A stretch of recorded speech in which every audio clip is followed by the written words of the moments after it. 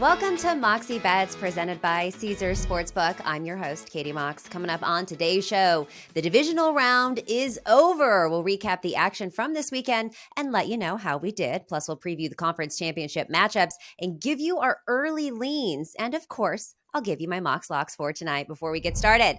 Let's welcome in Mr. Monday, Danny Brasco. Danny, how you doing? My Giants broke my heart, Katie. They broke my heart. It wasn't even a game, so I'm feeling the blues on this Monday. Tough divisional round of betting as well. Really tricky across the board in each game to handicap. So some ups, some downs. Overall finish down on the divisional round, but looking forward to the conference championships and some great matchups, and hoping to do better there. And Giants season, we move on to next year. But your Niners move on forward. I know you're over the moon. I am over the moon, but I'm kind of bummed about the Giants as well because I was a big blue believer. But on that note, let's get into it with Mox Thought and talk about these divisional rounds. So the conference championship round is set. We just talked about it. So we're going to recap last week's action. Jags and Chiefs. Chiefs 27, Jags 20. This game was, I mean, when you saw Patrick Mahomes go down, right, and they showed the replay of the ankle, everyone's first thought was, oh no.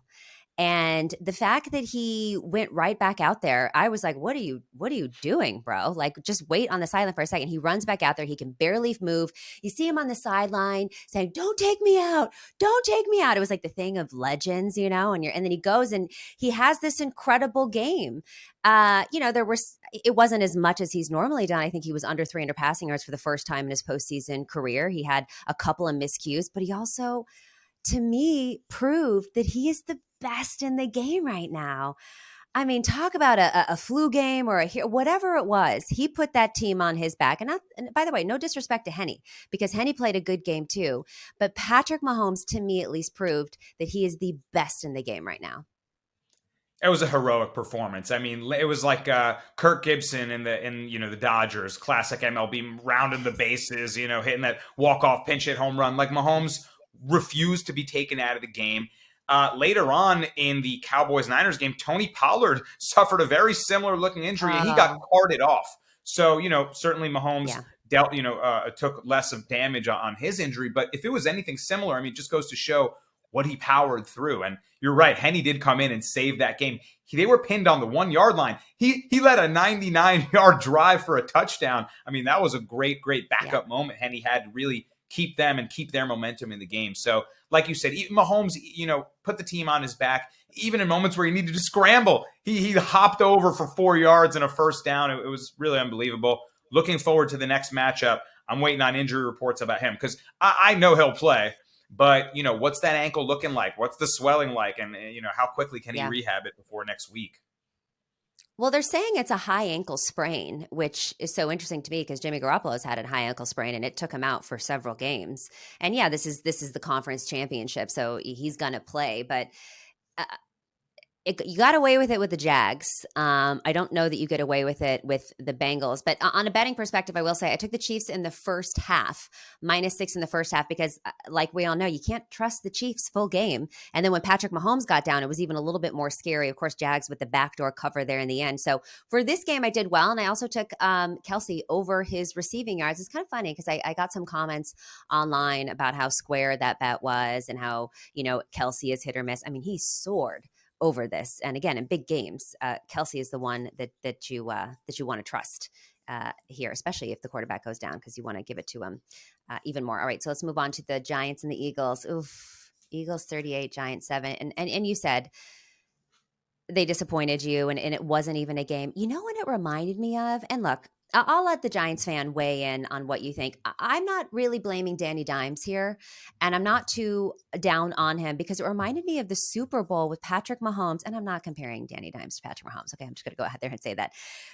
But when the defense is good and well covered and you've got no one to throw to and they're also doing a good job at stopping the run. And we saw Patrick Mahomes, like I just said, the best to ever do it, not score a single touchdown in the Super Bowl because the Bucs defense was so good and the coverage was so good. That's kind of what we saw in this game. Danny Dimes had no one to throw to because they were so well covered. But what do you think? Yeah, there were a lot of reasons we lost this game, but that's one of them. The receivers couldn't get any separation for sure. Then the Eagles were stacking the box. Their one weakness on defense all season has been against the run, and we couldn't get that going. Aside from one breakout run from Saquon, we had no run game going at all. So then Danny Dimes tries to get over aggressive, throws an easy interception on a read that he just made a mistake on. And the Giants don't play games from behind. That is not their style of play. They can't win shootouts where we come back from down multiple scores. They have to control the tempo. They have to control the pace. They have to stay within a score or two. And it got out of hand too quick. We got out of character. Even Dayball, like, who I've loved all year long and have had nothing bad to say about, punting the ball down 21 late in the game in the fourth quarter. At one point, we got to do something crazy. And we were just never in the game. So beyond losing the Giants plus 7.5, it was just a disheartening loss that you never felt good about at any moment in the game. So tough sledding for my G-Man onto next year. Yeah, I went 2-0 in the Chiefs and Jags game, and then Giants and Eagles, I went 0-2 in that game because I was on the I thought for sure the Giants were going to at least cover this game, and we all know I kind of liked them outright as well. Didn't end up taking it, lost on that, and then I had Jalen Hurts under 8.5 rushing attempts, and would you believe this guy had 9? Katie, I had over 9.5 attempts on one book and over 8.5 attempts on the other book. The 8.5 cashed, the 9 lost, and I gave out 9 as a bet that I recommend, or 9.5 as a bet I recommend. So I lose on the hook. You lose on the hook on both sides. The books got us on that one. Damn. They got us on that one. And I was told that Jalen Hurts was not 100%. All right. And this guy looked damn near close to 100%. If that's not 100%, I shudder to think what that looks like. And I really thought that he wasn't going to be. I mean, basically, he did most of that in the first half too. And so I thought we were almost going to get away with it at one point. But then of course there was no reason for him to be rushing in the second half, even though because they were up by so much, but that's neither here nor there. Let's talk about the most interesting game, at least to me. Bengals versus Bills. Bengals 27, Bills 10. 10 at home at Orchard Park. 10. I was on Bengals plus the 5.5, but I was on the over in this game because I thought that there's no way in hell the Bills are only going to score 10 points. I also had their kicker, Bengals kicker, Money Mac, over 2.5, made extra points, that cash, because I thought the Bengals were going to have 3 touchdowns and he was going to make those. But the Bills scoring only 10 points was the most shocking thing to me. And I think we got to have a conversation about Josh Allen now and in his role in, or maybe it's the play calling too. Maybe it's the play calling. Why are they still throwing deep sometimes when they're up? Which of course isn't this game. Anyways, what did you think about this game? What were your bets? And what do you think of Josh Allen? So this one was tricky, and this one stung me a little bit. I crushed player props in this game. I couldn't miss. I was calling all sorts of random game script reads, but I was heavy on the Bills in a number of ways, in teasers, on the money line, and parlays, and I even laid the 5.5 because I actually felt when the market closed that was the sharp play. More money and more bets were on the public darling Joe Burrow and the Bengals, and I understand why. They've been money printing machines for everybody. But I thought the books don't give out free money like that, free plus money. Like, this is maybe where the buck stops a little bit. And Joe Burrow continues to defy all the sharp angles that you might have. I mean, the line got bigger towards the Bills. They went from 4 to minus 5.5, despite the money and the bets coming in on the Bengals. The offensive line for the Bengals was thought to be in shambles. All these backups come in, and their run game has been better than it's been all season long behind a junior varsity offensive line that played better than the Bills' offensive line. In fact, it was the Bengals' defense that was disrupting Josh Allen. So Allen did not have a good game, but he also didn't have any protection. They played really poorly. Those guys on the Bengals' defensive line really messed up the game. They were game wreckers. And I didn't love the play calling like you alluded to. And I think just playing from behind, they felt the pressure. There was that sort of like they took the crowd out of the game a little bit early, and it felt scary the whole time. They're playing on pins and needles, and they just couldn't get back in it. Joe Burrow and the Bengals blew the doors off them in the end. So, yeah, that was a real shocker to me. I was surprised the way that game played out. It's interesting because there was the Patriots dynasty, right? For the longest time, you always knew that they were at least getting to the AFC Championship game. Now you got the Bengals here 2 years in a row getting to the AFC Championship game. You've got the Chiefs 5 years in a row getting to the AFC Championship game, and then you got the 49ers. This is their third year in four third trip in 4 years to the NFC Championship game. So we're kind of seeing maybe some more dynasties start to form here, which is pretty exciting.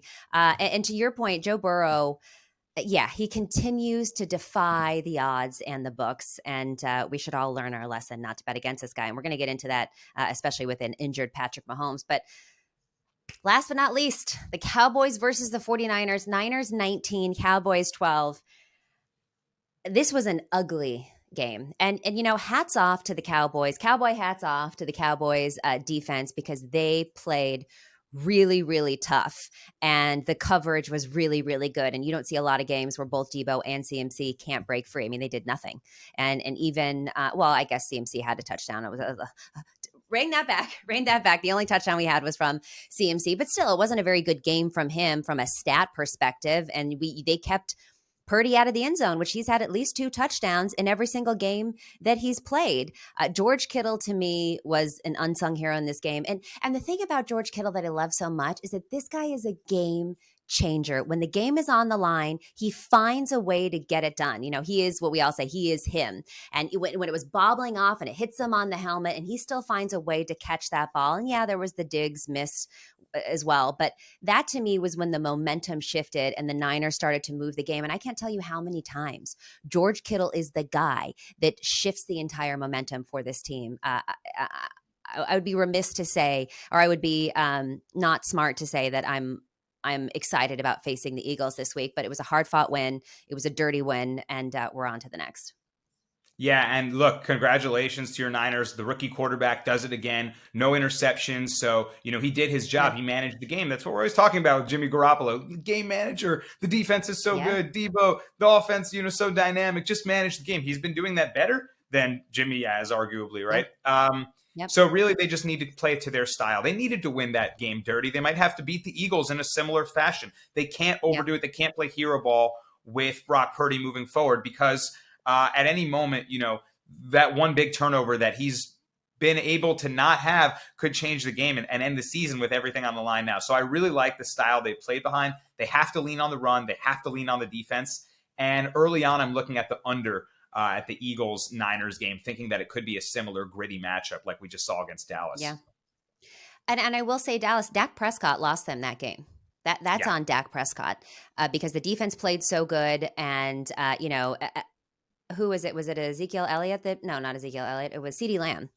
CeeDee Lamb played so good. And then Pollard ended up getting injured, which I think was a thing for them. But those 2 interceptions, you can't have that in a divisional round game. And, say what you will about Jimmy Garoppolo, he never fully lost us. I know I can hear people already chirping about the Super Bowl and the overthrow or whatever, but 2 interceptions, that's on your quarterback. Yeah, and he almost did that same tailor-made pick 6 that he did twice against the Commanders to end the game when they were trying to make that comeback too. If their season ended like that on a pick 6, man, pitchforks out in Dallas. But it was still bad. Dak still made his mistakes. Dak was, kind of Dr. Jekyll, Mr. Hyde Dak that you never know what you're going to get. And the Niners move on to the back of their defense, and that's what they're going to have to keep doing, I think. All right, we're going to take a quick break right here, and then next it's Capper's Corner. With Caesars Sportsbook and Casino, every bet earns with Caesars Rewards. That means whether you win or lose, you're always earning towards perks like free stays at iconic Caesars properties, game tickets, dining, and more. And if you haven't started yet, here's a reminder. Your first bet is on Caesars, up to $1,250. Download the app with promo code OMAHAFULL and place your first bet. If you win, congrats. If you don't, you'll get it back as a free bet. What do you want to eat tonight? Maybe you want a home-cooked favorite, but don't feel like going to the store, or you want something exciting and new, but it would be great to stay in tonight. DoorDash connects you with everything you want, whenever and however you want it. For a limited time, our listeners can get 50% off up to a $20 value and $0 delivery fees when you download the DoorDash app and enter the code Moxie. That's 50% off up to a $20 value and $0 delivery fees when you download the DoorDash app in the App Store and enter the code Moxie. Don't forget, that's code Moxie for 50% off up to a $20 value and $0 in delivery fees with DoorDash. Subject to change, terms apply. Time now for Capper's Corner. Let's welcome back in Danny to preview the championship round games. First up, it's the Bengals versus the Chiefs. Bengals plus 100 on the money line. Chiefs minus 120. They're the favorites here, but by a very slim margin. It's basically a pick 'em. Chiefs favored by just one, over under 47.5. This is the seventh time since 1970 that these teams are going to back-to-back conference championships. The Bengals won 27-24 against the Chiefs in overtime last year in the AFC Championship game. Joe Burrow, 3-0 versus Patrick Mahomes. Each of those games decided by exactly 3 points. He's the only quarterback to beat Patrick Mahomes 3 times in a row. Both of these teams are on winning streaks, Danny. Bengals have won 10 straight games. The Chiefs have won 11 of their last 12 games. I mean, it depends on Patrick Mahomes here, right? Depends on Patrick Mahomes and this high ankle sprain. However, if you don't have Patrick Mahomes at 100% and he's already 0-3 versus Joe Burrow and he lost last year in overtime, give me the Bengals. Oh my, early Bengals pick. And I can't blame you for it. For me, I've got to watch where the money goes in this. I'm so fascinated to see what the public does to darling quarterbacks, the best in the league and perhaps the most popular in the league all of a sudden. So of course, we're waiting on injury news for Patrick Mahomes. We want to see how bad it's going to be. I don't know if we'll really know. They're going to play this game of smoke and mirrors and let you know, maybe they insinuate that it's really bad and make the Bengals feel like, wow, he's going to be on one leg. And maybe he hits great rehab and we don't realize that he's going to be, in totally great shape. So I want to see what I can find out about there. I guess my advice is, if you like the Bengals, take them now, because if Mahomes is reported to be kind of banged up, maybe they become shorter underdogs. Yeah. And, vice versa. And the opposite happens for the Chiefs. But, if Mahomes is reported that he's A-OK, maybe the Chiefs become slightly bigger favorites. Burrow's beaten him 3 times. Can he do it a 4th? I don't know. I got to watch where the line goes right now. But I agree with, if you like it, take Bengals now. Might as well. Might as well. I mean, certainly even on the money line at plus money, because that might, to your point, change very quickly. So if you could get them at even money. And look, the reports right now are in high ankle sprain. Now, I don't know how bad that is. All I know is that Jimmy Garoppolo's had a high ankle sprain and he was out for several games. So it's not good. And it's interesting. Something that Tony Romo said, sorry to cut you off, Katie, I was going to say that he said that it's going to be, because he's experienced this many times in his career too, is that after the game, despite us seeing him come back and hobble through it, maybe, it's not that bad. He said that's adrenaline. After the game, that thing's going to swell up. He might not be able to walk on it tomorrow. So maybe the status we're thinking of him recovering for the week, it might be way worse than it was in the game. 100%. And that was my thing too, is that, he is so good. And again, we talk about he had this incredible hero game and you saw him leave the stadium walking like nothing was fine. And he was trying with every ounce in his being because he doesn't want to look injured. But my guess is that he is pretty injured. And to what I thought and what you just said about Tony Romo saying that he might not. But again, all I know is that Jimmy Garoppolo's had high ankle sprains and he was out for several games. So Joe Burrow's just too hot. And we look at what that Bengals defense did to a healthy Josh Allen at home. And now you got a hobbling guy back there. And his decisions aren't as sharp as they have been, and he's maybe playing a little bit scared because I saw him just throw the ball away multiple times because he didn't want to get hit again. So yeah, I would lean. And look, I will say Joe Burrow 5-1 in his playoff career. That's second most playoff wins in his first 3 seasons. Bengals were 5-14 in postseason before drafting Joe Burrow, so he's just been a complete franchise changer for them. And then I have another question too, though. Like, of course, we have to see Mahomes' mobility because, to your point about the Bengals defense, those blitzing schemes were so creative, and they had Josh Allen, really, really struggling. So if Mahomes can't use his escapability, that's a massive factor of how he gets it done. And then my second question is, can the Bengals offensive line really perform that well again with the second string guys? I mean, they were so good. They were pushing the pile, running the ball. Now they get Chris Jones and Frank Clark and that defensive line. Can it happen twice, or was it fool's gold? I need more questions answered. Now, this is a wild game to bet. The one thing that the Chiefs have going for them is at least now the game will be in Kansas City, because if the Bills won, then it would have been on a neutral site. How about the NFL selling tickets to a Bills-Chiefs AFC Championship game? Can you imagine? Like, do they just I would assume they refund you if they don't end up going. But the Bengals did say, Jamar Chase came out and said this was disrespectful. It's disrespectful that you would sell those tickets and count us out. And he was right. Definitely don't count out the Bengals. All right, moving on to the next game, the NFC Championship game between the 49ers and the Eagles. In Philadelphia, 49ers plus 118 as dogs, Eagles minus 140 on the money line. Spread is 2.5, which I found interesting to me. I thought it was going to, my prediction was it was going to be 3, that they were going to get exactly home field advantage. So it's interesting to me that they're getting slightly less than that, over under 45.5. Really low here. It's the second postseason meeting between the 49ers and the Eagles. The 49ers won 14-0 in 1996 in the wild card round. Eagles 15-1 when Jalen Hurts starts this season. 49ers 7-0 when Brock Purdy starts. Okay, he hasn't played in as many games as Hurts has. And, this is not the first time that these two have gone against each other, Danny. Brock Purdy versus Jalen Hurts. Their first matchup since Oklahoma won 42-41 versus Iowa State in 2019. Purdy had 6 total touchdowns to Jalen Hurts' 5 total. 42-41. This was really close, even in college. Eagles, it's their 8th conference championship appearance. They're seeking their 4th Super Bowl trip. The 49ers have 18 conference championship appearances, the most of all time. And they're seeking their 3rd in their last 4 seasons. I don't know what to do with this game.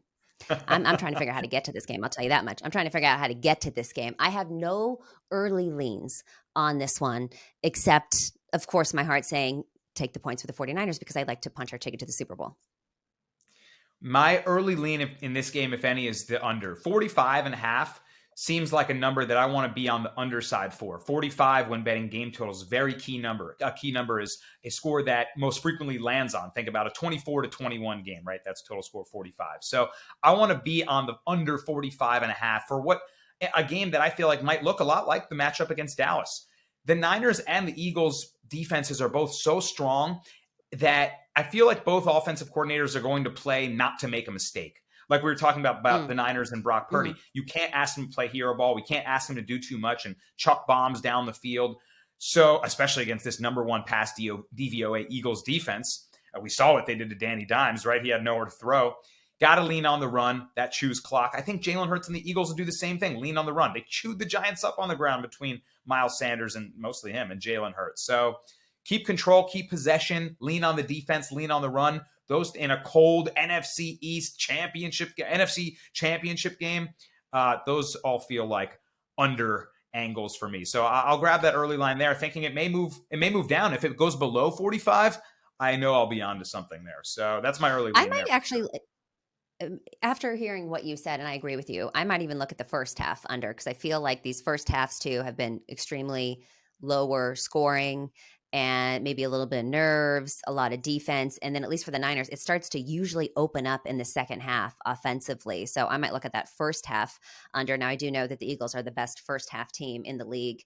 Niners tend to struggle sometimes a little bit in the first half. So maybe that's something you look at, grabbing the Eagles in the first half too. But yeah, this one just has my stomach in knots because I do think that these teams are extremely evenly matched. And I do think in a lot of ways, these are the 2 most complete teams in football on both sides of the ball. And so it should be a ground and pound, like you said, and a pretty rough matchup. But again, all I'm trying to do is get to this game myself. So holler at your girl if you can hook me up here.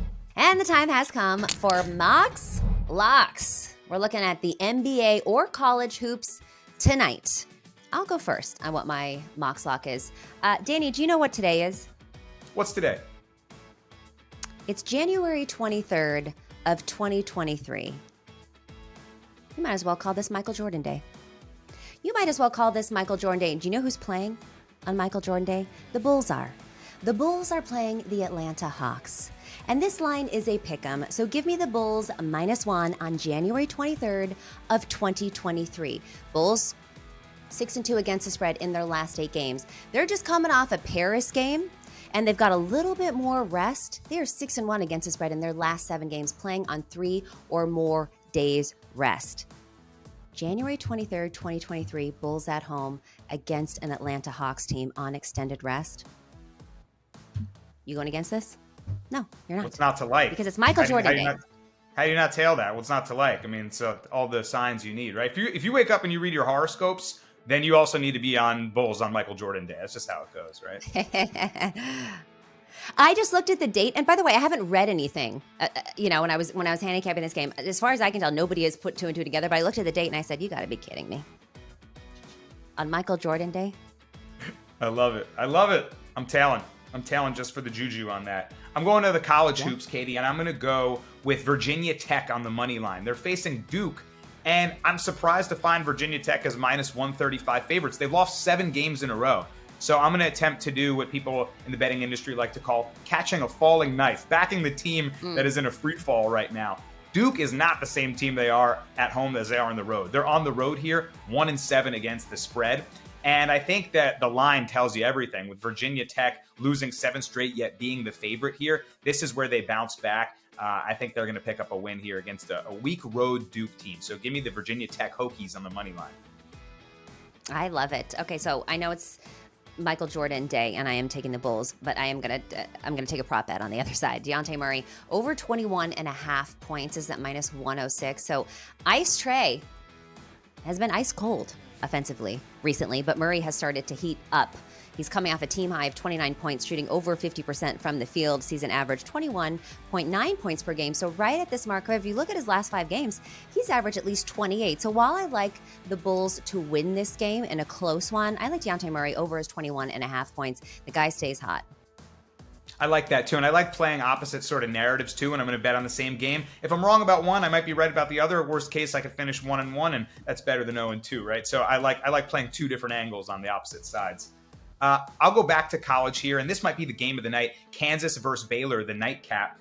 And Kansas is coming off a blowout loss to TCU at home. They lost by 23.